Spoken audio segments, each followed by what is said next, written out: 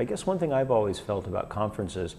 and one thing I really like about having lots of small group discussions, is that I'll walk out of a presentation often finding that there's a couple key points that I really wish I had understood better, but that I didn't really have the opportunity to clarify. And so often those are the things that you absolutely need to know, and it's frustrating to have sat through an hour presentation, gotten a lot of good information, but not really be able to come to closure about it because you just couldn't drive to the one or two things you know. And I think what we're trying to do is create an environment where people can explore something and get those questions answered, so they'll get real closure around the issue, and maybe also to drive it in directions that are a little more personal, a little more specific, so that it really applies to them. I think a lot of times as conferences get bigger and bigger and presentations get bigger and bigger, people always have to sort of pitch the presentation to some mythical average, and I think people maybe who are behind the curve in analytics or ahead of the curve in analytics both suffer because of that. So I really felt like the small group formats really gave us a way to allow people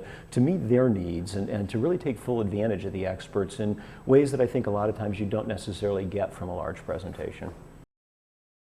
Well, the huddle that I was leading was one with persuasion architecture and functionalism. And persuasion architecture is a methodology for thinking about what you need to do to persuade people on your website to buy your product. And functionalism is a methodology that helps you measure whether the pieces of your website are really performing effectively. And there was a lot of back and forth because these are two fundamentally different approaches to the way you build a website. And I thought it was great because I think we both came to a much better understanding of, all the different people in the room, ranging from people who have